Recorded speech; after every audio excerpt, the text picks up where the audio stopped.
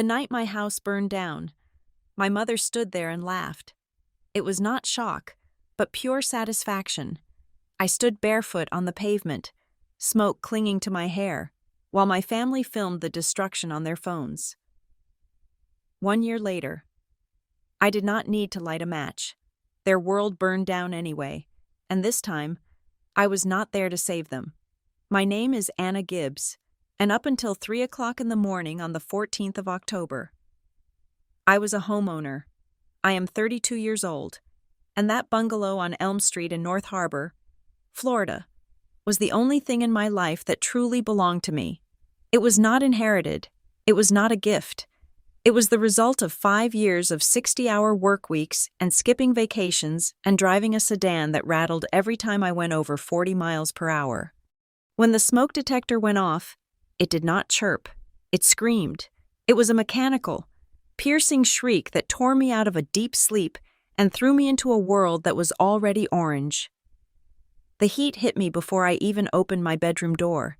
It felt heavy, like a physical weight pressing against my chest, smelling of melting plastic and old pine. I did not have time to grab my laptop. I did not have time to find the photo album of my grandmother. I barely had time to grab my phone and the thin trench coat hanging by the front door before the ceiling in the hallway groaned and gave way.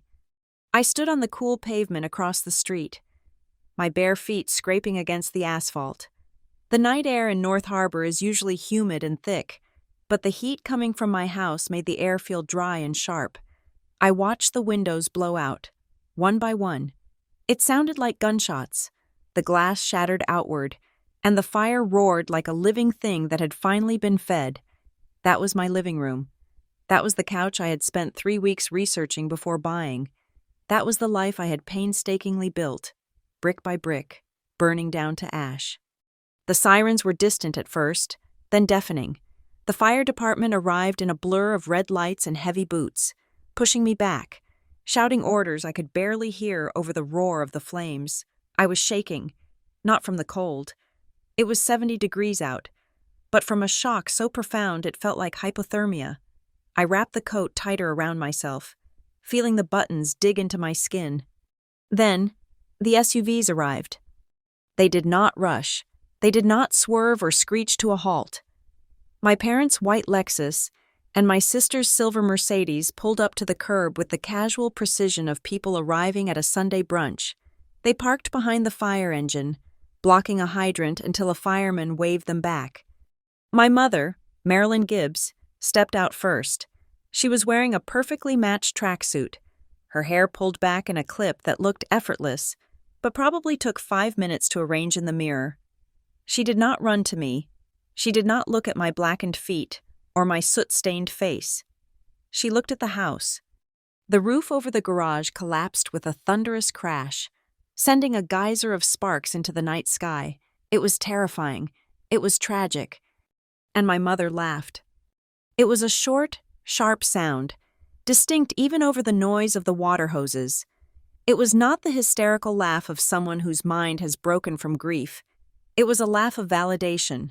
She shook her head, a small smile playing on her lips, and looked at the burning structure as if it were a failed science project she had predicted would fail all along.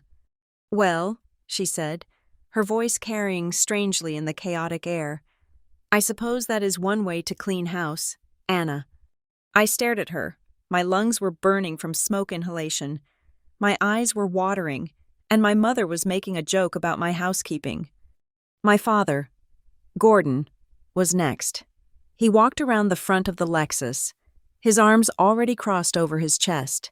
He stood beside my mother, looking at the inferno with the critical eye of a disappointed contractor. He did not rush to embrace me. He did not ask if I had inhaled smoke. He looked at the flames eating through the porch I had just repainted 2 months ago.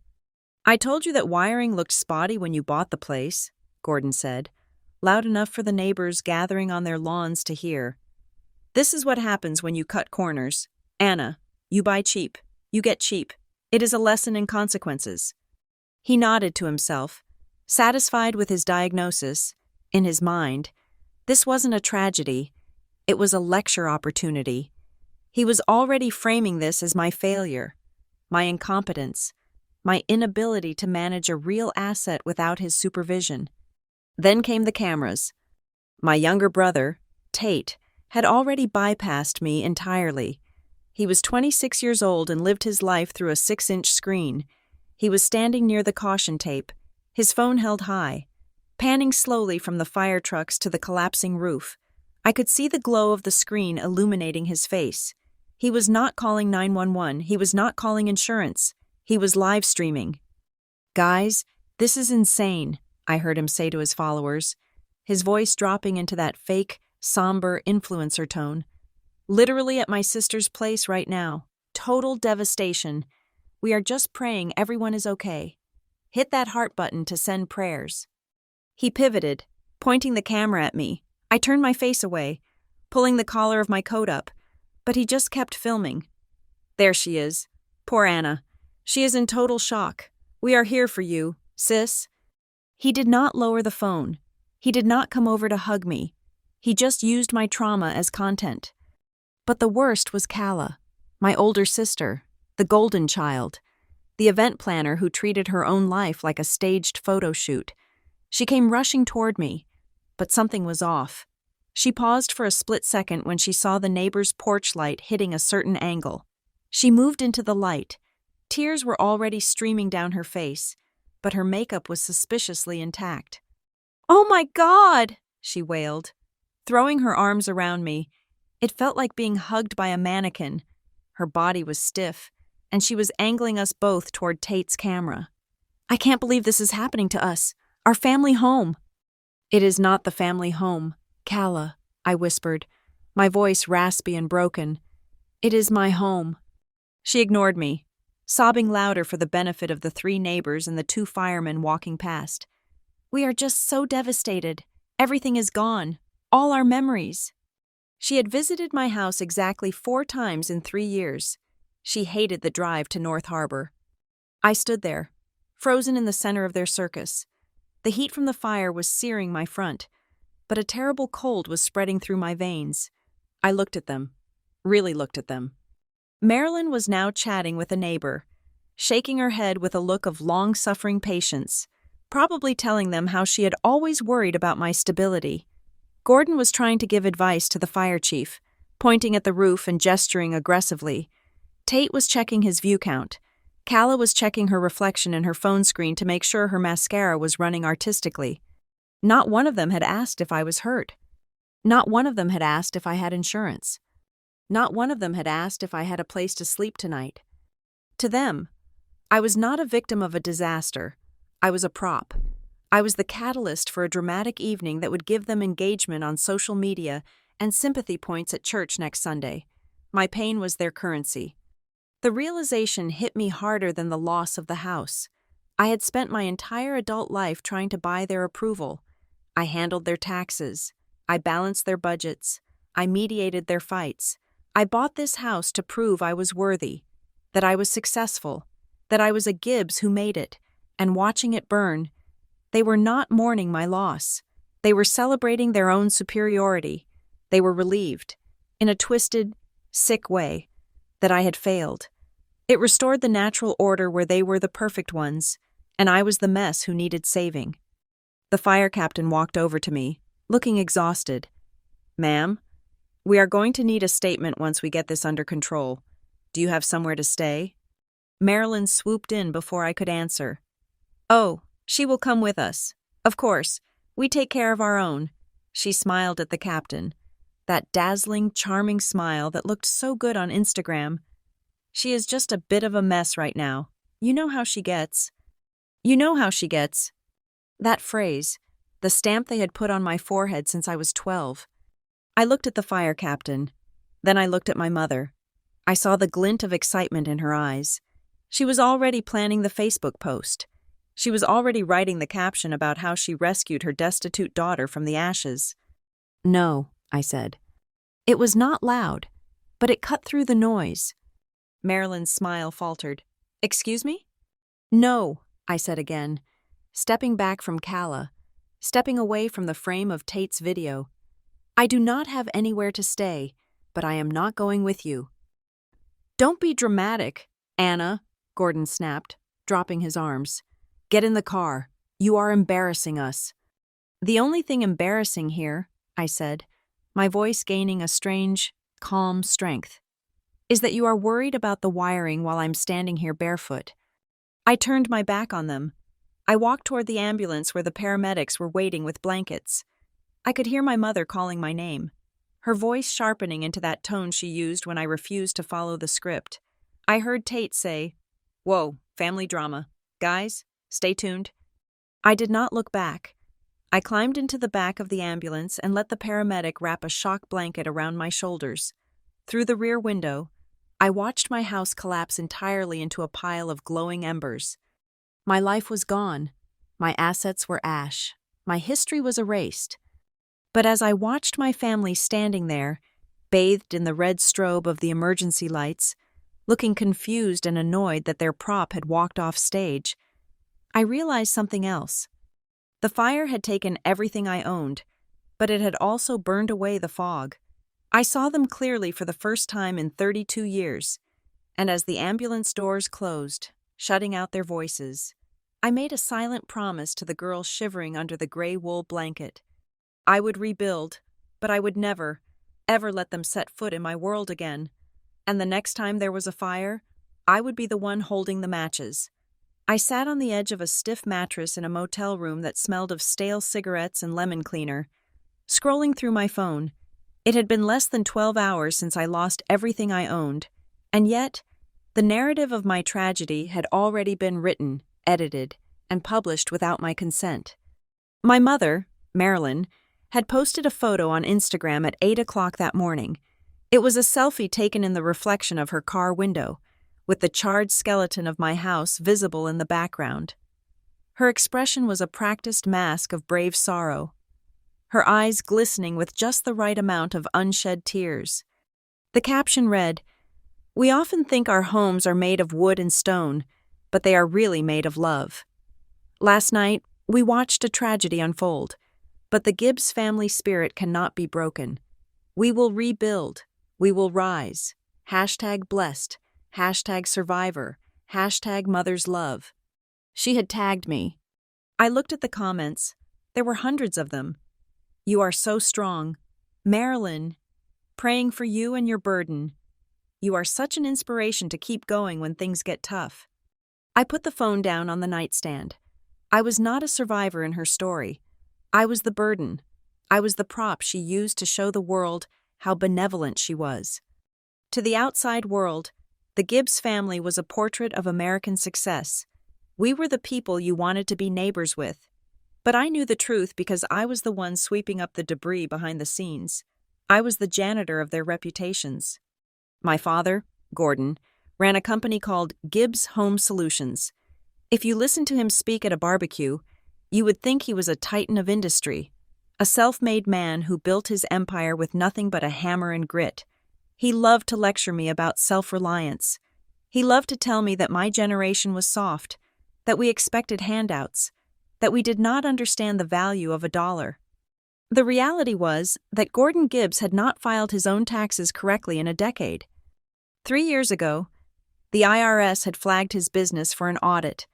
He had thrown the letter on my dining room table, the table that was now a pile of ash, and told me to handle the red tape because he was too busy doing real work. I spent 4 weekends combing through his chaotic receipts, finding thousands of dollars in unlogged expenses, correcting his payroll errors, and drafting the response letters. I saved him nearly $15,000 in fines. When the letter of clearance came, he framed it in his office. He told his buddies at the hardware store that he had straightened those bureaucrats out. He never mentioned my name. When I tried to explain to him that he needed to switch to a digital accounting system, he waved me off, saying I was overcomplicating simple business. Then there was Kala, my sister, the owner of Kala Lily Events. Her Instagram feed was a curated gallery of pastel flower arrangements, champagne towers, and blushing brides. She sold the fantasy of perfection. But Kala did not understand that revenue is not profit. She would charge a client $5,000 for a wedding, then spend $6,000 on vendors because she wanted the portfolio pictures to look expensive. She lived in a perpetual state of overdraft. Every 3 months, like clockwork, I would get a frantic text message about a vendor threatening to sue or a venue threatening to cancel. "I just need a bridge loan, Anna," she would say, "just until the next deposit clears." I would transfer the money. I would restructure her budget spreadsheets, which she never looked at. I would write the apology emails to the vendors, smoothing over her jagged edges with professional corporate speak. I made her look competent. I made her look solvent. And Tate? My brother was a gambler who called himself an investor. He chased every get-rich-quick scheme that popped up on the internet. Crypto, drop-shipping, house flipping without the capital to buy a house. He was always one big break away from being a millionaire, which meant he was always $500 short on his rent. I was the safety net. I was the silent partner in all of their lives. It was ironic because they all treated me like the boring one, the unimaginative one, at family dinners. They would talk over me, discussing their big dreams and their creative visions, while I sat there quietly. They did not know, or perhaps they simply did not care, that I was a high-level professional. I was the operations financial manager at Lumen Bridge Systems, a mid-sized tech firm. I managed a departmental budget of $12 million. I oversaw a team of 15 analysts. My job was to find inefficiencies in complex systems and eliminate them. I was paid a 6-figure salary to be ruthless with numbers, to find the rot in a company and cut it out before it spread. I was excellent at my job. I was respected in my office. When I spoke in a boardroom, people took notes. But the moment I stepped into my parents' house, I reverted to being Anna, the uptight daughter who ruined the fun with her talk of budgets and consequences.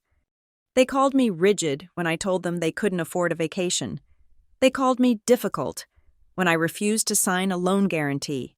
They called me obsessive when I asked for receipts. Yet, they never stopped asking. Even now, sitting in this motel room with nothing but the smell of smoke on my skin, the requests were queued up in my mind. It was the 15th of the month. That meant Dad needed his payroll approved. It meant Calla needed her quarterly sales tax filed. It meant Tate was probably about to ask for gas money. I opened my laptop, which I had miraculously saved because it was in my bag by the door. I logged into the cloud.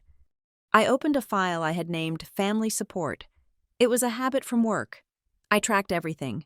Every hour I spent fixing their mistakes. Every dollar I transferred to cover their debts. Every late fee I paid because they forgot to open their mail. I looked at the data for the last year. The number at the bottom of the spreadsheet was staggering. It was not just the money, which was substantial. It was the time. I had spent over 200 hours in the last 12 months managing their lives. That was 5 work weeks. I had given them 5 weeks of my life for free, and in return, my mother had laughed while my house burned down. The realization hit me with the cold clarity of a spreadsheet balancing out to 0.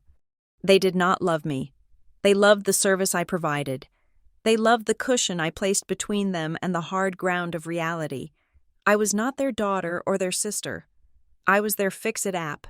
I was their free accountant, their legal counsel, and their bank. And just like a glitchy app, when I malfunctioned, when my house burned down and I needed help, they were annoyed. I had inconvenienced them by having a tragedy. I had disrupted the flow of their service. I looked at the document on my screen. I highlighted the cells. Gordon Gibbs thought he was a self-made man.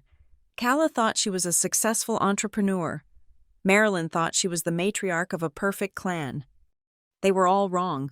They were children playing dress-up, and I was the one holding the mirror that made them look like adults. I closed the laptop. The sadness I had felt on the sidewalk last night was gone.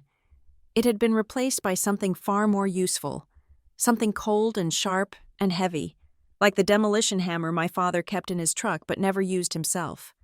If they wanted to treat me like a transaction, I would start acting like a bank.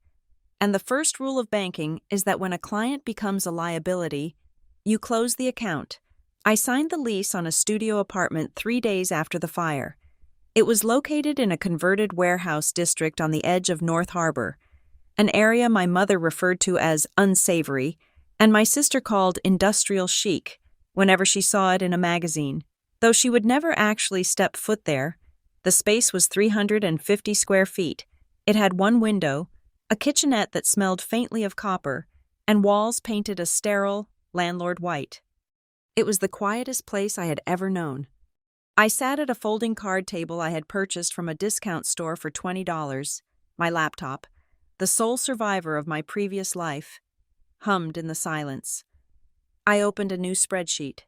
I did not title it with a sentimental name. I typed Gibbs Family Comprehensive Audit into the header.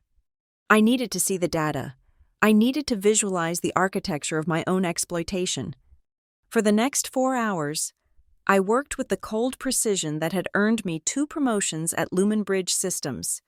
I created tabs for each family member. I pulled bank statements from the joint accounts I still had access to. I pulled email archives. I cross-referenced dates and events. I started with Gordon. Under my father's tab, I listed the emergency consults from the last 2 years. There was the Henderson renovation project where he had miscalculated the lumber costs by 40%. He had come to my house, pacing and sweating, terrified of looking incompetent. I had stayed up until 3 a.m, reworking his bid, finding cheaper suppliers, and moving numbers around so he could break even without the client knowing he had failed. Input: 40 hours of labor. Financial cost: $0 charged. Result: Gordon Gibbs retained his reputation as a master builder. Credit to Anna: none. He told the client he pulled some strings. I moved to Kala. Her tab was a kaleidoscope of financial illiteracy. I recorded the Spring Blossom Gala she had hosted 6 months ago. She had spent the catering deposit on custom silk napkins because she liked the texture. 3 days before the event, the caterer threatened to walk. I had transferred $2,000 from my savings to her business account to cover the gap. She promised to pay me back when the client paid the final invoice. I checked my bank records. The repayment had never arrived. Input: $2,000 in stress management. Result: Kala posted a photo of the napkins that got 4,000 likes. Credit to Anna. Kala told me I needed to stop stressing over pennies. Then Tate. His tab was shorter but more volatile.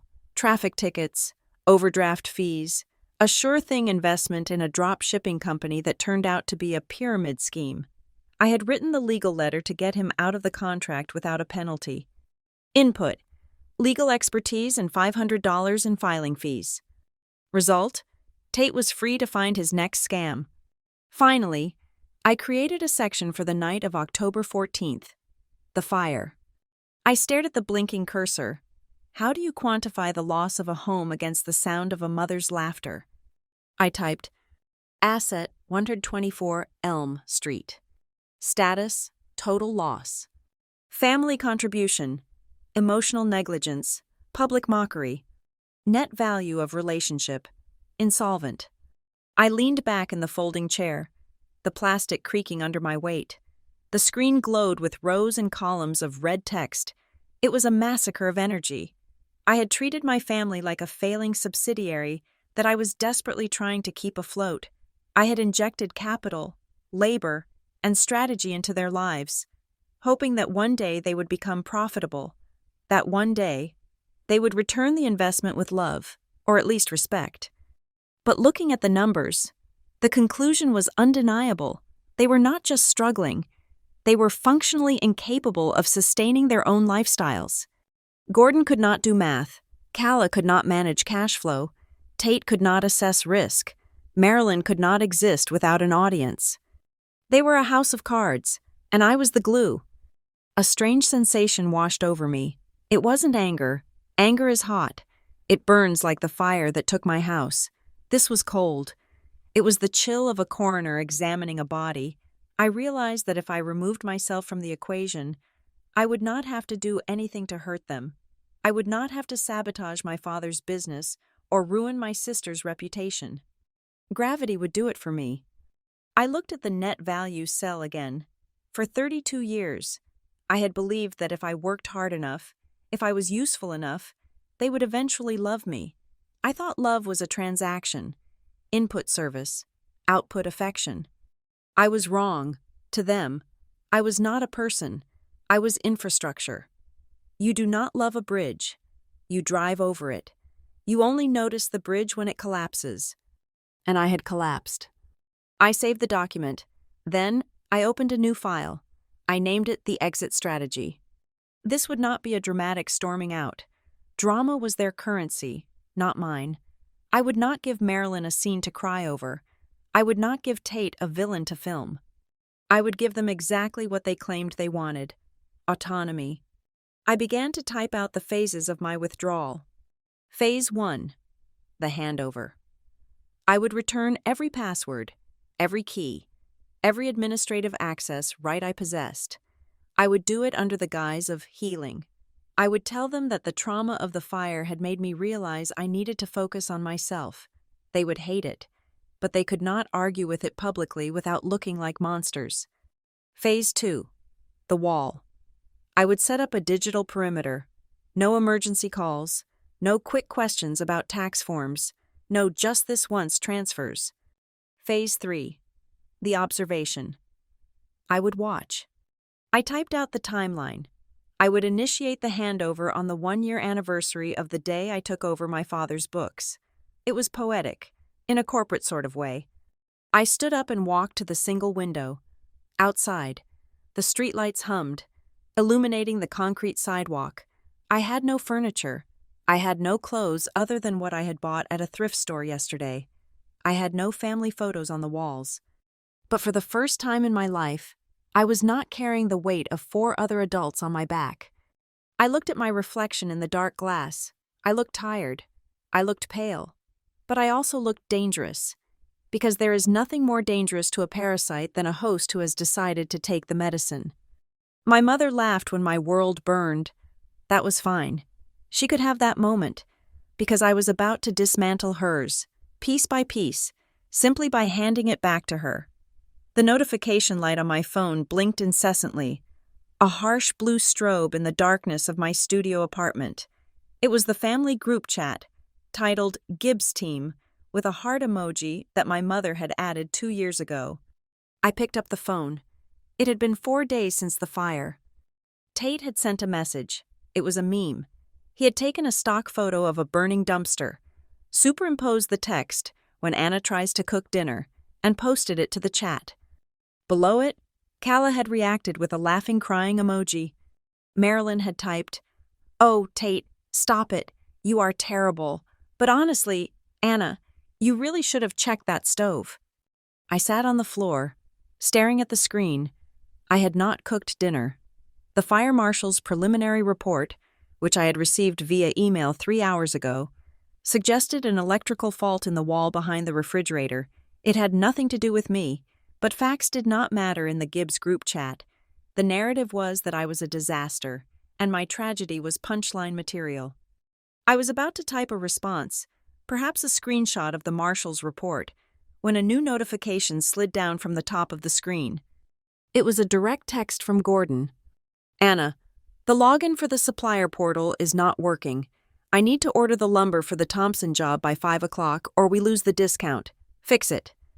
No hello, no how are you holding up in that empty apartment? Just a demand. Then, a text from Calla popped up. "Hey, I know you are sulking, but did you transfer the deposit for the DJ? He is blowing up my phone. Do not make me look bad. Anna." I felt a physical pull in my chest, a reflex honed over a decade of conditioning. My fingers hovered over the keyboard. My brain immediately began mapping out the steps. I knew Gordon's password. He always forgot he had changed it to his truck's license plate number. I knew Calla's business account was overdrawn, and I knew exactly which savings sub-account I could raid to cover the DJ. It would take me 10 minutes. If I did it, the texts would stop. The anxiety radiating from the phone would vanish. Peace, bought at the price of my own dignity. I stood up and paced the small length of the room. My bare feet slapped against the cold laminate flooring. This was the cycle. They kicked me, laughed at my bruises, and then asked me to carry them. I went to my laptop and opened the Gibbs Family Comprehensive Audit. I scrolled to the bottom. I typed, Incident, Post-fire demands. Gordon, Password reset and procurement management. Kala, Cash flow rescue and vendor management. Context, requested while actively mocking the loss of my home. I looked at the cursor blinking on the screen. I could ignore them. I could throw the phone into the toilet. But that was emotional. That was messy. If I just ghosted them now, they would blame the trauma. They would say I was unstable. They would find a way to make themselves the victims of my silence. No, I needed to be professional. I needed to close the books properly. I sat down and logged into Gordon's supplier portal. I reset the password. But this time, instead of setting it to something I would remember, I set it to a randomized string of 12 characters. Then, I went into the account settings. Under Security Contact, I deleted my email address. I entered Gordon's personal email address, the one he barely checked because it was full of spam. I set the two-factor authentication to send codes to his phone, not mine. I did the same for Kala's banking app. I transferred the funds for the DJ, ensuring she didn't default. But then I went into the Alerts section. I had previously set it up so that low-balance warnings came to me, allowing me to fix things before she even knew there was a problem. I deleted my number. I entered Kala's number. I was fixing their problems for the last time, but I was also removing the training wheels. I picked up my phone and typed a reply to the group chat. Fixed the supplier login, sent the new password to Dad's email, transferred the DJ money, updated the security settings on both accounts so the alerts go directly to you now. I will not be monitoring them anymore. The reaction was immediate. Gordon called. I let it go to voicemail. Then Kala called. I declined it. Then the texts started coming in, fast and furious. Gordon, why did you change the settings? I don't want those alerts buzzing my phone all day. That is why I have you. Kala, Anna, seriously? You know I don't understand the banking dashboard. What if I miss something? You are being incredibly petty just because of a joke. Marilyn chimed in. Anna, stop punishing your family. We are the only people who care about you. Your father is trying to work. Change it back. I read the words, only people who care about you, and felt a strange, dry laugh bubble up in my throat. It sounded foreign in the empty room. I typed one final message. I am not punishing anyone. I am dealing with insurance adjusters and finding a permanent place to live. I do not have the bandwidth to manage your notifications. You are the business owners. These are your accounts. It is time you own them. I put the phone on Do Not Disturb mode. I watched the screen light up repeatedly as they continued to message. They were angry. They were confused. They were like toddlers who had just been told they had to walk instead of being carried. Selfish, Kala wrote. Unstable, Tate added. Disappointing, Gordon concluded. I looked at the words. A week ago, those words would have crushed me. They would have sent me scrambling to apologize, to fix, to soothe. But tonight, they just looked like data. They were predictable variables in an equation I had already solved. I turned back to my spreadsheet. Next to the exit strategy timeline, I changed the status of Phase 1 from pending to in progress. I was not being selfish. I was being efficient. And as I watched the notifications pile up, 30, 40, 50 messages, I realized that for the first time in my life, I wasn't afraid of their anger. I was studying it. I was watching them panic over a changed password and a few text alerts. I wondered how they would react when they realized that this was not just a tantrum. This was a resignation. I closed the laptop and walked to the window. The city lights of North Harbor flickered in the distance. Somewhere out there, my family was huddled over their phones, bonding over their shared annoyance at me. They were united against the common enemy. Let them have their unity. I had my silence, and tomorrow, I would begin Phase 2. The irreversible decision had been made, not with a scream, but with a simple click of a Save Settings button. It was exactly 30 days after the fire when Marilyn posted the video. I was sitting in my studio apartment, eating instant oatmeal at my card table, when the notification popped up. The title of the video was Rising from the Ashes, A Month of Healing. I clicked play. Soft, acoustic piano music played in the background. The camera panned over a framed photo of our family from 10 years ago, a photo where I was standing in the back row, partially obscured by Cala's graduation gown. Then, Marilyn's face appeared. She was sitting in her sunroom, wearing a soft beige cardigan that suggested vulnerability. "It has been 1 month since our family was tested by fire," she said, her voice trembling with rehearsed emotion. "We have lost so much, but we have also found so much. We have found strength in each other. We have found that material things do not matter. What matters is the bond that holds us together. We are survivors." The video was 3 minutes long. She talked about the shock. She talked about the stress. She talked about how Gordon had been her rock. She talked about how proud she was of Tate and Cala for staying strong. She did not mention my name once. She did not mention that the material things lost were my things. She did not mention that the house that burned was my house. In her version of reality, the fire was a nebulous spiritual event that happened to the Gibbs family brand, not a physical disaster that left her eldest daughter homeless. I paused the video. I looked at the view count. 4,000 views, 300 comments praising her resilience. I felt a strange sense of calm settle over me. It was the final validation I needed. I was not a person to them. I was a plot point they had already written out of the script because my grief was not photogenic enough. I closed the browser tab. I opened the file named Exit Strategy. It was time. Today was not just the 1-month mark of the fire. It was also the anniversary of the day I had officially taken over the administrative duties for Gibbs Home Solutions exactly 7 years ago. It was the fiscal year-end for my personal labor. I printed 4 documents. They were thick, heavy stacks of paper. I bound them with simple black clips. I put on my blazer, the only professional jacket I had salvaged, and drove to my parents' house. When I walked in, they were all in the living room. It was a Tuesday night, which meant family strategy night, a tradition where they talked about their dreams and I took notes on how to fund them. They looked up, surprised to see me. I had not visited since the night of the fire. "Well, look who decided to show up," Gordon said, lowering his newspaper. "We were just talking about Cala's wedding budget. We need to figure out where we are pulling the deposit from." "There is no we anymore, Dad," I said. My voice was steady. It did not pitch up. It did not shake. It was the voice I used when firing a vendor at Lumen Bridge Systems. I walked to the coffee table and set the 4 stacks of paper down.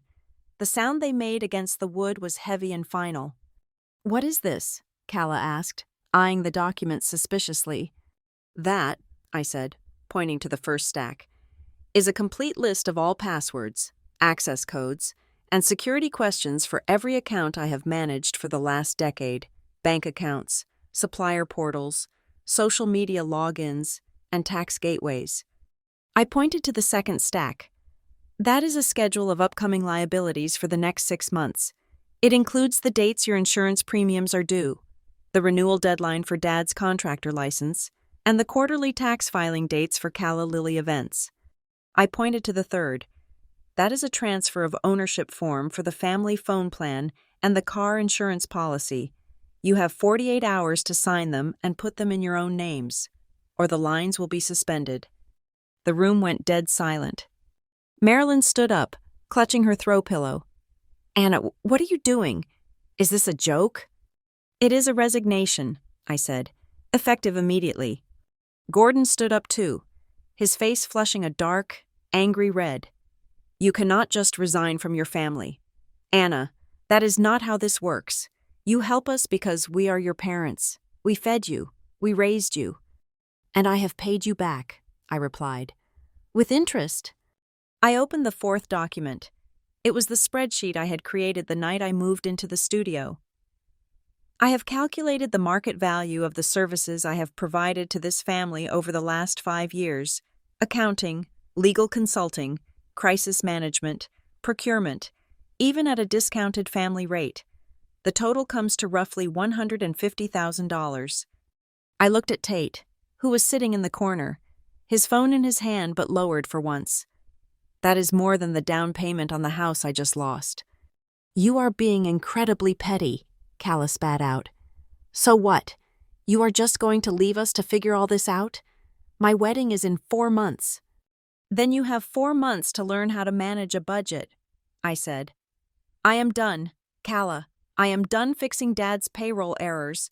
I am done bailing Tate out of scams. I am done funding your fantasies. Marilyn stepped forward, her eyes narrowing. The soft, vulnerable mother from the video was gone. In her place was the woman who ruled this house with guilt and manipulation. You are an ungrateful child, she hissed. We gave you everything. We supported you when you were awkward and shy. We gave you a place to belong. And now, because you had a little bad luck, you want to punish us? You are selfish. Anna, you have always been selfish. The word hung in the air. Selfish. I looked at her. I looked at the woman who had used my tragedy for likes. Ungrateful? I repeated softly. Yes, Gordon shouted. Ungrateful. You think you are better than us with your spreadsheets and your corporate job, but you are nothing without this family. I took a deep breath. The image of the fire flashed in my mind. The heat, the smoke, and the sound. The night my house burned down, I said, my voice cutting through Gordon's shouting like a razor blade. I looked at you, Mom. Marilyn froze. I was standing on the pavement with no shoes, I continued, looking her directly in the eyes. I had just lost everything I owned, and you were looking at the flames, and you laughed. The silence that followed was suffocating. Tate shifted uncomfortably in his chair. Calla looked down at her hands. Gordon opened his mouth to speak, but closed it. Marilyn's face went pale, then blotchy. I did not, she stammered. That is ridiculous. I was in shock. You are imagining things. I am not imagining it, I said. And neither are you. You laughed because you thought it was funny that the one person in this family who actually worked for what she had finally lost it. You enjoyed it. It made you feel superior. I looked around the room at each of them. You do not love me. You love that I make your lives easy. You love that I clean up your messes so you can pretend to be perfect, but the janitor just quit. I turned toward the door. If you walk out that door, Gordon threatened, his voice shaking with a mix of rage and fear, do not expect us to be here when you come crawling back. I stopped. I turned my head slightly, just enough to see them one last time. They looked small. They looked terrified. They looked like people who were realizing, for the first time, that the engine of their comfortable life had just been removed. I will not come crawling back, Dad, I said. I am the only one who knows how to walk. I opened the front door and stepped out into the humid Florida night. I did not slam the door. I closed it gently, with a soft click that sounded like the final period at the end of a very long, very painful sentence. I walked to my car. My phone buzzed in my pocket. I did not check it. I knew who it was. I knew what they were going to say, but their voices were already fading, replaced by the sound of my own engine starting up. The handover was complete. The wall was up. Now, all I had to do was wait for gravity to take hold. 3 weeks after I walked out of my parents' house, the administrative infrastructure of Gibbs Home Solutions began to crumble. It did not happen with an explosion. Like my house, it happened with the quiet, bureaucratic clicking of a clock running out on a deadline. I had been expecting it. In the exit strategy document, I had flagged the 15th of November as a critical date. It was the deadline for filing the quarterly payroll tax returns and renewing the general liability insurance policy. For the past 7 years, I had handled this automatically. I would log into the portal, verify the hours, calculate the withholding, and authorize the ACH transfer. I would then forward the confirmation number to Gordon, who would grunt and file it away without looking at it. This year, I did nothing. I sat in my office at Lumen Bridge Systems, analyzing a cost projection model for a client, while my phone remained silent on my desk. I had blocked my father's number during business hours, but I could see the voicemails piling up in the visual transcription log. Call 1, 9:15 a.m. Anna, the insurance website says my card is invalid. Call me back. Call 2. 10:30 a.m. Anna, the lumberyard says my credit account is on hold. What did you do? Call 3. 1:45 p.m. Pick up the phone. The city inspector is here and he is asking for the updated license. Where's the paper? I did not call back. I had given them the binder. I had given them the schedule. I had given them the power they claimed they wanted. At 5:30, I left work. When I walked out into the humid parking lot, Gordon's truck was parked next to my sedan. He was leaning against the driver's side door, his face a mixture of red-hot anger and cold sweat. He looked older than he had 3 weeks ago. His shirt was untucked, and he was holding a crumpled piece of paper. "You are trying to ruin me," he said. It was not a question. It was a statement of fact. I stopped 10 feet away from him. I did not unlock my car. "Hello, Dad." "Do not hello me," he snapped, waving the paper. "I just lost the contract on the Westcott renovation. Do you know how much that job was worth? $80,000. $80,000. Anna. And I lost it because the city red-tagged the site this afternoon." "Why did they red-tag it?" I asked, my voice calm, professional, detached. "Because the insurance lapsed," he shouted, throwing his hands up. "The inspector pulled the permit record, and it showed no active liability coverage. He shut the job down. Westcott fired me on the spot. He said he does not work with amateurs." He took a step toward me, jabbing a finger in my direction. "You canceled the policy. You went into the system, and you canceled it to spite me." "I did not cancel it," I said. "I removed my personal credit card from the auto-pay settings. I told you this in the handover meeting. I told you that you needed to update the payment method by the 1st of the month." "You did not," he lied, his eyes desperate. "You never said that. You just walked out." I reached into my work bag and pulled out a tablet. I had anticipated this. I opened the digital copy of the Gibbs Family Comprehensive Audit and the handover receipt I had left on their coffee table. "Page 7, Section 3, Paragraph 2, I recited, turning the screen so he could see it. "It says clearly, the general liability policy with State Farm expires on November 10th. The current payment method is Anna Gibbs's personal Visa. This card will be removed on October 30th. You must enter a new corporate card before the renewal date to avoid a lapse in coverage." I swiped to the next image. It was a photo of the physical page, signed by no one, because they had refused to look at it. "I also sent you 3 automated reminders via email," I added. "One on the 1st, one on the 5th, and one on the 9th. Did you check your email, Dad?" Gordon stared at the tablet, his mouth opened and closed. I saw the gears turning in his head, looking for a way to blame me, looking for a loophole where this was still my fault. I do not check that email," he stammered. "You know I do not check that email. You always call me." "I am not your secretary anymore," I said. "I am not your business manager. I am a ghost, remember? You told me I was nothing without this family. Well, it turns out the family business is nothing without me." He looked down at the crumpled red tag in his hand. The reality of the situation was starting to sink in. This was not just a computer glitch. This was not a technical difficulty he could yell at me to fix. This was professional negligence. "It is just a mistake," he muttered, his voice losing its aggressive edge. "I can fix it. I will call the agent. I will pay the premium." "It is too late for the Westcott job," I pointed out ruthlessly. "And now that you have a stop work order on your record, your insurance premiums are going to go up by at least 20%. You are also going to face a fine from the licensing board for operating without active coverage. That is usually around $500 per day." Gordon flinched as if I had hit him. He leaned back against his truck, the fight draining out of him.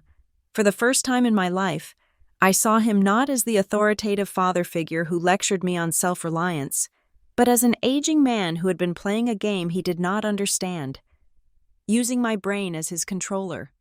"You have to help me, Anna," he whispered. It was a plea. "I do not know how to log in. I do not know the codes. If I do not get this fixed by tomorrow, I lose the deposit on the materials too." He looked at me with wet eyes, waiting for me to cave, waiting for the daughter who needed approval to step forward and say, "It is okay, Dad. Give me your phone. I will handle it." I felt a phantom twitch in my fingers. The urge to fix it was deep. It was programmed into my DNA. It would take me 15 minutes to log in, reinstate the policy, and email the certificate to the city. I could save him. Then I remembered the smell of smoke. I remembered him standing with his arms crossed while my house burned, telling the fire chief about my spotty wiring. "The codes are in the binder I left on your table," I said. "The URL is on page 2. The password is on page 4. "I cannot do it," he cried out, his voice cracking. "I am not good with computers. Anna, why are you doing this to me?" "I am not doing anything to you," I said. "I am letting you be the businessman you always told everyone you were. If you are a professional contractor, Dad, then log in and pay your bills. If you cannot do that, then maybe you should not be in business." I unlocked my car door and got in. I started the engine. Through the window, I watched him standing there in the fading light, holding the red tag that marked the beginning of his end. He looked small. He looked lost. He looked like a man who had suddenly realized that the ground beneath his feet had never been solid earth. It had been my hands, holding him up. And I had just let go. 2 months before the wedding, the illusion of Kala's perfect life finally collided with the mathematical reality of her bank account. The collision happened at the worst possible location, the gilded, marble-floored lobby of the Sterling Grand Hotel, the most expensive venue in North Harbor. Kala had dragged me there under the pretense of a sisterly reconciliation. She had texted me, begging me to come to the final menu tasting, claiming that she wanted to make peace. I knew it was a trap. I knew she needed something, but I also knew that in my Phase 3 observation, I needed to witness the breakdown to ensure the severance was permanent. So I went.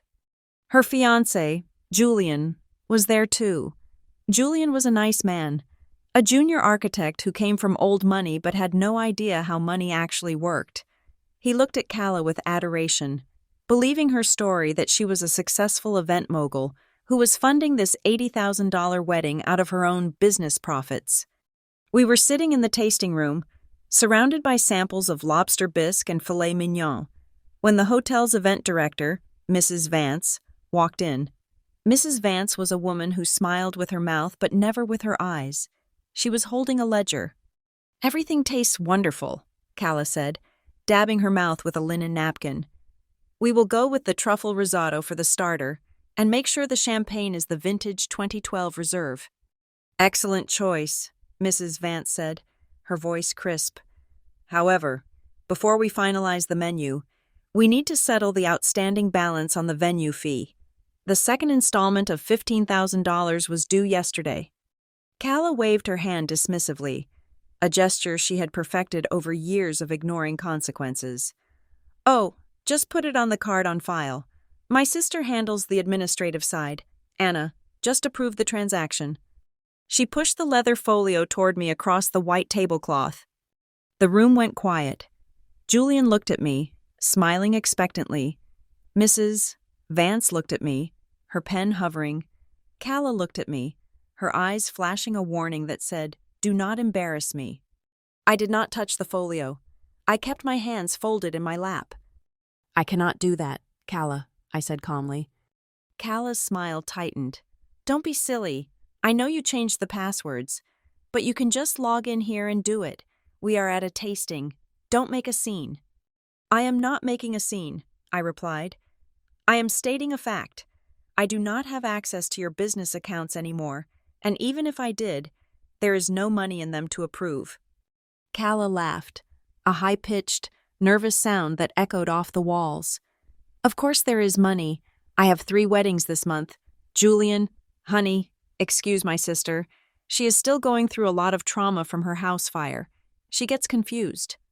She looked at me, her voice dropping to a vicious whisper. "Fix this, now. I will pay you back next week." "Like you paid me back for the spring gala?" I asked. "Like you paid me back for the deposit on the florist?" "Is there a problem?" Julian asked, his brow furrowing. Calla, I thought you said the venue was fully paid for with the profits from the Henderson wedding. Calla turned to him, her face flushing pink. Sweetie, it is just a banking glitch. Anna messed up the transfer codes when she had her little breakdown. Mrs. Vance cleared her throat. It was a sharp, authoritative sound. She opened the ledger on the table. Actually, Mr. Sterling, Mrs. Vance said, addressing Julian directly. There is no banking glitch. We have attempted to charge the card on file 3 times in the last 48 hours. It was declined for insufficient funds. Furthermore, we sent 5 email reminders to Ms. Gibbs regarding the payment deadline. I never got those emails, Calla shouted, slamming her hand on the table. Anna probably deleted them. The emails were sent to your personal address, Calla, I said softly. I forwarded all vendor communications to you 6 weeks ago. I sent you a certified letter confirming the handover. Mrs. Vance nodded. That is correct. We received a notice from Anna Gibbs stating she was no longer the financial guarantor for the event. We adjusted our records accordingly. The responsibility is entirely yours. Ms. Gibbs? The air in the room seemed to vanish. The silence was absolute. Julian looked at Calla. He looked at the panic in her eyes, the sweat beading on her forehead.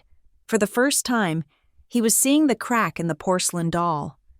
Calla, Julian said slowly, why was Anna the financial guarantor? Calla stammered. She just helps with the bookkeeping. It is just a formality. Mrs. Vance flipped a page in her ledger. She had clearly had enough of this charade. Mr. Sterling, for the initial deposit of $10,000 paid 6 months ago.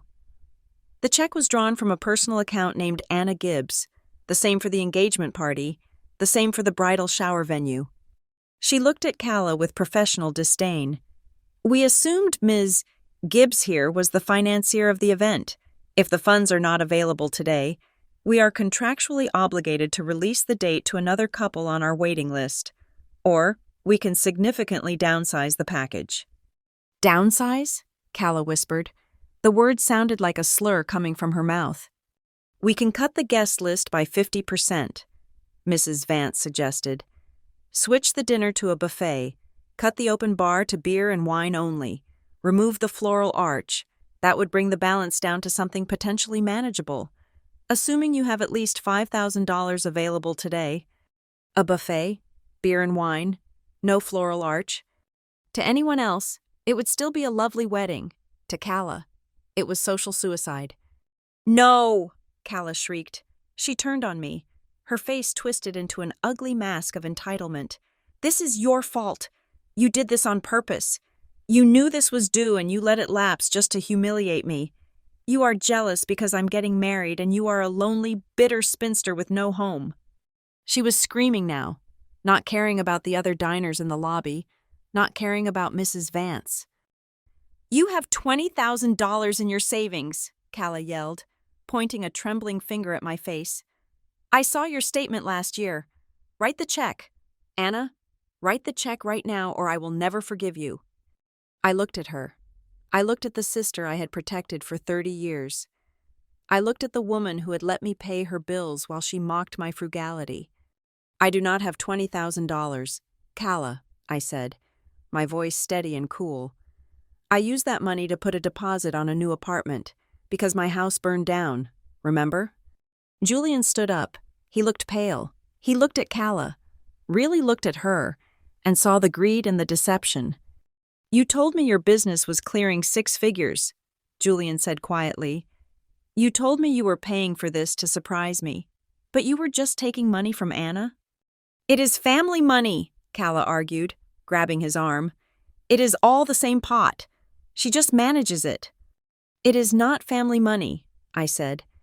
It is my salary, from my job, which I work at 50 hours a week while you pretend to be an influencer. Calla burst into tears. It was her final weapon. She sobbed, shaking, looking tiny and victimized. Everyone is against me. I just want my special day. Why is everyone trying to ruin it? She looked at me, expecting me to crack, expecting me to pull out my emergency credit card and say, Okay, Just this once. For the family. I stood up. I picked up my purse. I think the buffet sounds like a sensible option, I said to Mrs. Vance. Then I looked at Julian. I am sorry you had to find out this way, Julian, but you should probably check the credit report before you sign the marriage license. There are 3 maxed-out credit cards in her name that I stopped paying the minimums on last month. Calla gasped. Julian recoiled as if he had been slapped. I did not wait for a response. I turned and walked out of the tasting room, across the marble lobby, and through the revolving doors. Behind me, I could hear Calla wailing, a sound of pure, unadulterated entitlement dying a painful death. But for the first time, I did not turn back to comfort her. I walked into the bright afternoon sun, and the silence in my head was beautiful. The verdict had been delivered, and I had not had to raise my voice once. The truth had done all the screaming for me. The knock on my door was not a request. It was a demand. It rattled the cheap frame of my studio apartment at 7 o'clock on a Tuesday evening, a time I usually spent reading in the quiet sanctuary I had built for myself. I knew who it was before I checked the peephole. My mother, Marilyn, did not knock like a person visiting. She knocked like a person who owned the building. I opened the door. Marilyn stood there, but she was not the Marilyn Gibbs the internet knew, the Hearth and Haven influencer with the perfectly coiffed hair and the serene smile was gone. In her place was a woman with smudged eyeliner, wearing a wrinkled linen blouse, clutching a tablet as if it were a weapon. "You did this," she said, her voice trembling with a rage she was struggling to keep at a volume appropriate for a hallway. "You sabotaged me, Anna." I stepped back to let her in. Not because I wanted her there, but because I did not want my neighbors to witness the meltdown of a local celebrity. "Hello, Mother," I said, closing the door. "Would you like some water?" "I do not want water," she snapped, throwing her designer bag onto my folding table. "I want to know why I just received a termination email from the Greenleaf Partnership. Do you know how long I worked to get that sponsorship? It was worth $40,000 a year. Anna, $40,000. I leaned against the kitchenette counter, crossing my arms. Greenleaf requires all their brand ambassadors to have a verified 501c3 status for their charity initiatives. Did you forget to file the renewal paperwork with the IRS? Marilyn froze. Her mouth opened, then closed. I thought it renewed automatically. Nothing renews automatically. Mother, I said calmly. For the last 5 years, I filed that paperwork every October. I sent the compliance reports. I audited the donation logs so you wouldn't get flagged for fraud. When I handed you the binder a month ago, the IRS renewal form was on the very top of the pile with a sticky note that said, "Urgent, due in 3 days." "I do not read binders," she screamed, abandoning all pretense of grace. "I am a creator. I inspire people. I do not have time to fill out government forms. That is what you are for." "That is what I was for," I corrected her. "Now, I am just the daughter whose house burned down while you laughed." She stiffened. The air in the room grew heavy. This was the moment. I had been waiting for this specific confrontation since the night on the pavement. "Stop bringing that up," she hissed, waving her hand dismissively. "You are obsessed with it. It is becoming pathetic. Anna, you are holding on to a grudge just to justify being cruel to your own mother." "It is not a grudge," I said, pushing off the counter and walking slowly toward her. "It is a data point. It is the moment the variable changed. I want you to tell me, right now, why you laughed. If you can give me one honest answer, one answer that isn't a spin or a lie for your followers, I might help you file the appeal to Greenleaf." Marilyn looked at me. Her eyes darted around the room, looking for an exit, looking for a camera, looking for an audience to play to, but there was only me, and I knew her script better than she did. "I was in shock," she tried, her voice pitching up into her victim register. "It was a nervous reaction. I was devastated for you." "No," I said, cutting her off. "You were not.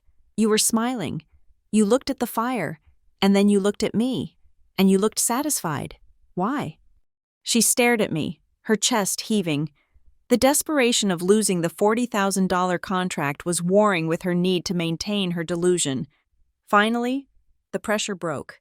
The mask of the saintly mother cracked, and something ugly and real peered out. "Because you finally looked like you belonged," she spat the words out. I blinked. "Excuse me?" "You have always been so capable," she said, the word dripping with venom. "So perfect, so organized, walking around with your little spreadsheets, fixing everyone's mistakes, looking down on us like we are children. You make us feel small. Anna, you make me feel small." She took a step closer, her eyes blazing. "But that night? Standing there barefoot in the dirt? You look like a mess. You look like someone who needed her mother. For once in your life, you were not the manager. You were the disaster. And yes, it felt good. It felt right. It felt like the natural order of things." There it was, the truth. It hung in the air between us, cold and undeniable. She did not want a successful daughter. She wanted a broken one she could glue back together on a live stream to show the world how benevolent she was. My competence was an insult to her narcissism. My tragedy was her validation. I nodded slowly. The last shred of guilt I had felt about cutting them off evaporated instantly. "Thank you," I said softly. Marilyn blinked, looking confused. She seemed to realize too late what she had just admitted. "Anna, I didn't mean, I was just upset." "No, you meant it," I said, "and it clarifies everything." I walked over to the table and picked up her tablet. I navigated to the settings of her Hearth and Haven business account. "What are you doing?" she asked, her voice rising in panic. "I am giving you what you wanted," I said. "You wanted the natural order. You wanted to be the main character without the annoying manager in the background making you feel small." I tapped the screen 3 times. "I just revoked my own administrative access to your LLC, your domain host, and your charity fund," I said, handing the tablet back to her. "I was the only person listed as the registered agent for your company. That means as of this second, legally, your brand has no point of contact for the state." Marilyn looked at the tablet, then at me. True fear, not the performed kind, washed over her face. "Anna, you can't? The audit coming up? The tax season? I don't know how to do any of that.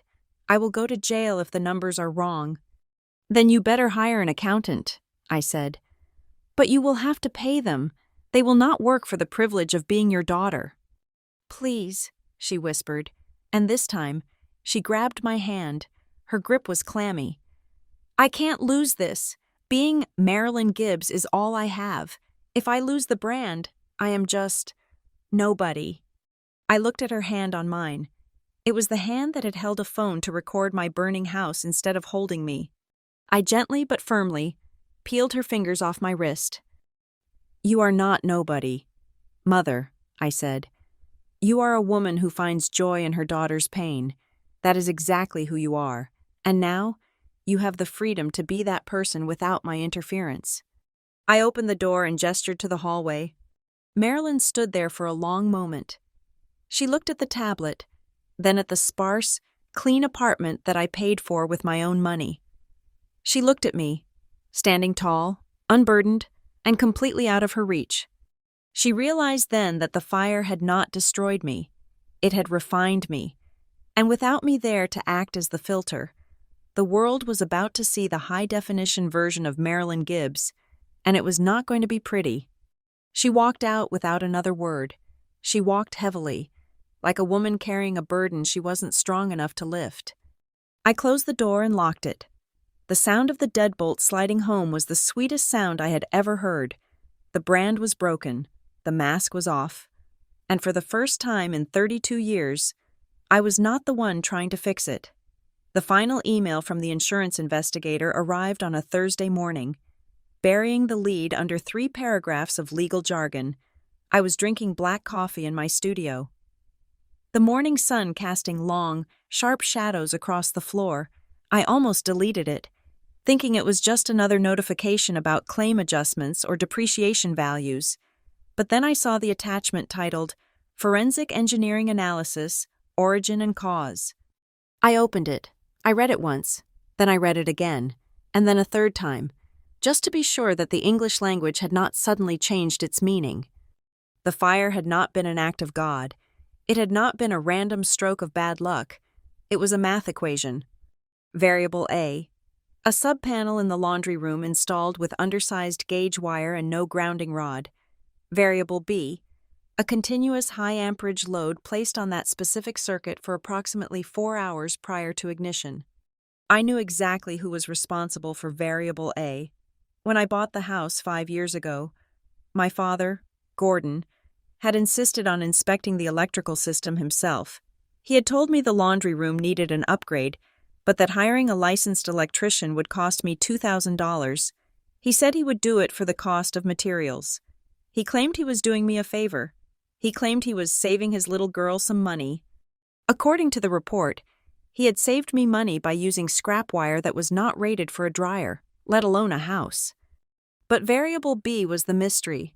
I had been at work that day. The dryer was off. The house should have been dormant. I printed the report. I put it in a manila envelope. I drove to my parents' house for the final time. The atmosphere in the Gibbs household was funereal. The electricity had been cut off yesterday. Another deadline missed after I handed over the bills. So the curtains were drawn to keep the heat out. They were sitting in the living room like ghosts haunting their own life. Gordon was slumped in his recliner. Marilyn was staring at a blank television. Tate was lying on the floor, scrolling on a phone that was likely running on its last 10% of battery. Calla was not there. She was presumably at her apartment, trying to explain to her fiancé why her credit score was in the double digits. "What do you want?" Tate asked without looking up. "Here to gloat about the power being out?" "No," I said, tossing the manila envelope onto the coffee table. It landed with a heavy slap. "I am here to tell you who burned down my house." Gordon sat up straight. "It was the wiring," he said defensively. "You had old wiring, Anna. I told you that the night it happened." "It was the wiring," I agreed, my voice deadly calm. "Specifically, the unpermitted sub-panel installation in the laundry room, the one you installed, Dad, the one you swore was up to code."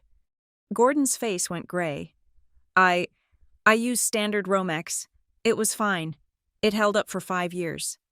"It held up because I never overloaded it," I said. The investigator found that the wire gauge was 14, but it was on a 30-amp breaker. That is a fire waiting to happen. It just needed a trigger. I turned my gaze to Tate. "Were you at my house on October 14th? Tate flinched. He sat up, looking nervous. "No. Why would I be at your house? You were at work." The digital lock log says my front door was opened with a guest code at 11 in the morning. I lied. I did not have a digital lock log. The server had melted. But Tate did not know that. Tate was stupid. And he was guilty. I could see it in the way his eyes darted to Marilyn. "I just stopped by to drop off some boxes," Tate stammered. "Mom said I could store some of my inventory in your garage since you had the space." "Inventory?" I asked. "Just some equipment," he mumbled. "For the crypto mining rig I was trying to set up. I needed to test the cooling fans. They draw a lot of power, and Mom would not let me run them here because of the electric bill." I felt a cold smile touch my lips. It was not a happy smile. It was the smile of a prosecutor who had just found the murder weapon. "So," I said, piecing it together aloud for them, "you went to my house while I was at work. You plugged a high-voltage industrial cooling system into the laundry room outlet. The outlet Dad wired with cheap, undersized cables. You ran it for 4 hours. The wire heated up inside the wall. The insulation melted. The paper backing on the drywall caught fire. And then you left." Tate scrambled to his feet. "I didn't know. It was just a fan. It shouldn't have started a fire." "It wouldn't have," I said, looking back at Gordon. "If the circuit had been wired correctly, if the breaker had tripped like it was supposed to, but it didn't trip, did it, Dad? Because you put a 30-amp breaker on a wire that could only handle 15... The silence that descended on the room was heavier than smoke. Gordon looked at his hands, the rough, calloused hands of a man who had built a reputation on cutting corners. Tate looked at the wall, terrified of the reality crashing down on him. And Marilyn? Marilyn sat perfectly still. "You knew," I said to her. She didn't blink. "Tate called you, didn't he?" I asked. "When he saw the smoke? Or maybe he just told you later. But you knew he was there that day." Marilyn looked at me, and for a second, I saw the fear behind her eyes. "He said he smelled something burning and left. He didn't think it was serious. We didn't want to worry you. Anna." "You didn't want to worry me," I repeated flatly. I walked to the center of the room. I felt like a giant standing among ruins. "Let us be clear about what happened that night," I said, my voice ringing in the dim room. "My father built the bomb, my brother lit the fuse, and my mother stood on the sidewalk and laughed while the explosion destroyed my life." "We didn't mean to," Tate shouted, his voice cracking like a child's. "It was an accident." "An accident is when you spill milk," I said. "This was negligence. This was arrogance. This was a family so used to using my resources, my space, and my safety for their own benefit that you didn't even think twice about plugging an industrial machine into my wall without asking." I looked at Gordon. "You blamed me, on the sidewalk, while the firefighters were working. You lectured me about cheap maintenance. You publicly humiliated me for a hazard you created." Gordon put his head in his hands. He could not look at me. The shame was finally outweighing the ego. "And you," I said, turning to Marilyn. "You laughed. You laughed because you thought it was cosmic justice. You thought I had failed. But I didn't fail. You burned me down." "Anna, please," Marilyn whispered. "We are a family. We can fix this. We can explain to the insurance." "The insurance company already knows," I said. "The report has been filed. They will be seeking subrogation. That means they will be coming after Gibbs Home Solutions and Tate Gibbs for the damages. $180,000. Gordon let out a sound that was half sob, half groan. "I am not pressing charges," I said, walking to the door. "I do not need to. The truth is enough. You have to live with the fact that you destroyed the only person who was keeping this family alive." I opened the door, letting the blinding afternoon sunlight flood into the dark, stifling room. "You laughed at the fire," I said, looking back at them one last time. "But the fire was you. It was always you." I left them sitting in the dark, with the evidence on the table and the truth burning brighter than any flame. They did not chase me. They did not argue. For the first time in their lives, the Gibbs family was completely, utterly silent. The collapse did not take long. It turns out that when you build a life on a foundation of debt and deception, it only takes one strong wind to knock it over. The insurance company's demand letter was a hurricane. 2 weeks after I revealed the truth about the fire, my phone rang. It was not Gordon, or Marilyn, or Tate. It was a group call request. They were all huddled around a single speakerphone in my parents' living room, like survivors on a life raft, signaling for a ship they had already torpedoed. I answered, not out of obligation, but out of curiosity. I wanted to see what the end looked like. "Anna." My father's voice was unrecognizable. It was hollow, stripped of all the bluster and arrogance that had defined him for decades. "You need to come over, now. The bank sent a notice of foreclosure. The insurance company is suing Tate and the business for $180,000. We are drowning."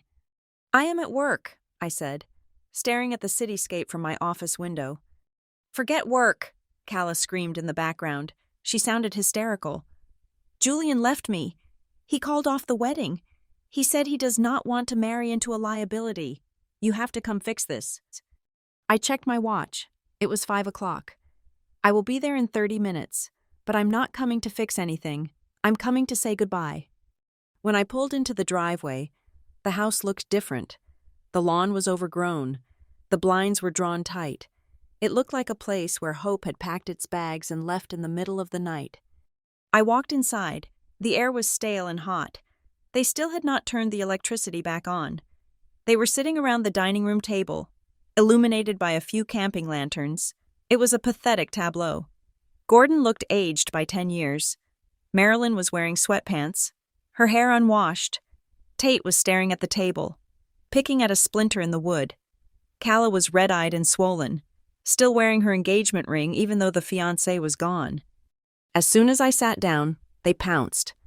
"You have to co-sign a loan," Gordon said, pushing a stack of papers toward me.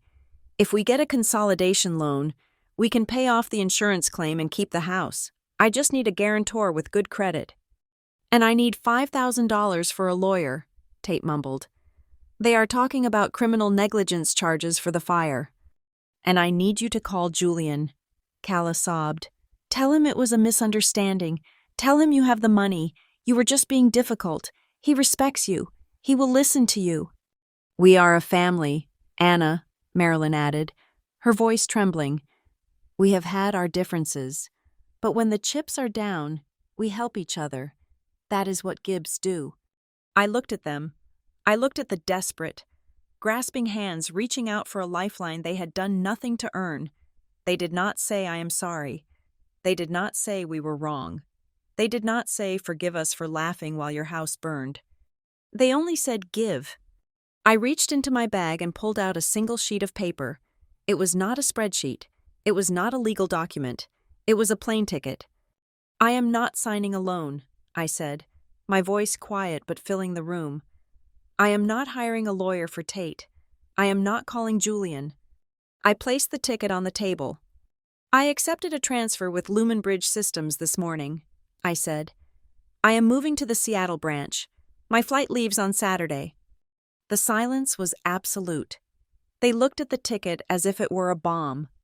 You are leaving?" Marilyn whispered. "But you can't. We are ruining everything here." "No," I corrected her. "You ruined everything. I am just declining to be buried in the rubble." Gordon slammed his hand on the table. "You owe us. We raised you. You cannot just abandon us when we are losing our home."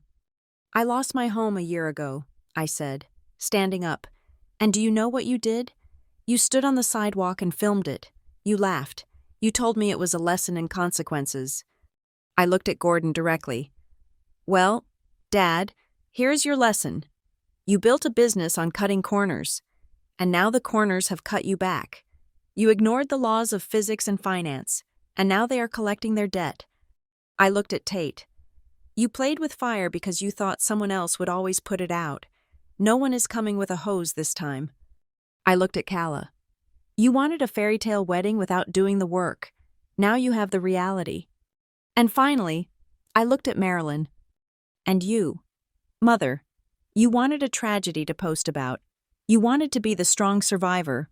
Well, congratulations. You are finally the victim you always pretended to be. The cameras are gone, the brand is dead, and the audience has scrolled past. It is just you and the consequences of your own envy." "Who will do the taxes?" Gordon asked, his voice cracking, panic finally setting in. "Who will talk to the bank? Who will manage the accounts?" "I don't know," I said. "And for the first time in my life, I do not care." I turned and walked toward the door. They started screaming then. They shouted insults. They shouted pleas. They called me every name in the book. Selfish, cold, heartless, traitor. I did not stop. I did not look back. I walked out of the house and into the cool evening air.